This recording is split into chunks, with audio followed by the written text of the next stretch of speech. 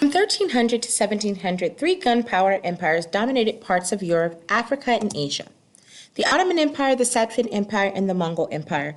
These are the three great empires of Muslim history. The Ottomans in Turkey, the Safavids in Persia, and the Mongols in India. These empires emerged in the Muslim world between the 14th and 18th centuries. As powerful societies moved to expand their empires, Turkish, Persian, Mongol, and Arab ways of life blended together. This was the result of a flowering of Islamic culture that peaked in the 16th century. The rulers of all three great Muslim empires of this era based their authority on Islam.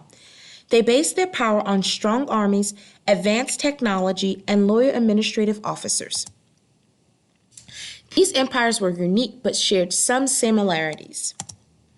All three empires were able to conquer neighboring people because they formed strong armies using rifles and artillery. All three empires were Islamic and ruled by Muslim leaders with well-organized governments made up of loyal bureaucrats. All three empires blended their culture with neighboring societies to create a high point of Islamic culture. The Ottoman Empire came about around the 1300s when the Muslim Turks of Anatolia were unified and formed the Ottoman Empire. And they used muskets and cannons to form a powerful army, which allowed them to expand their territory. On the other hand, we have the Safavid Empire. The Safavids were Turks who lived in Persia, and they built a powerful army using gunpowder as well and cannons and things of that nature. And this was all based in what we know as modern-day Iran.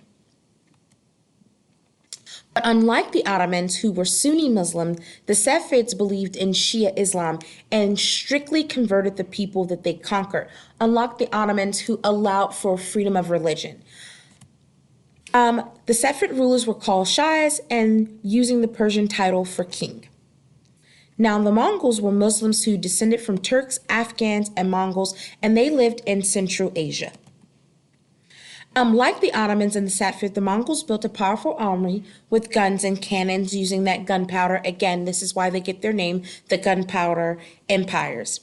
But the Mongols were known for great architecture and culture and things of that nature. And one of their greatest accomplishments was how they blended Hindu and Islamic designs. And the greatest of that was the Taj Mahal, which was built in 1631.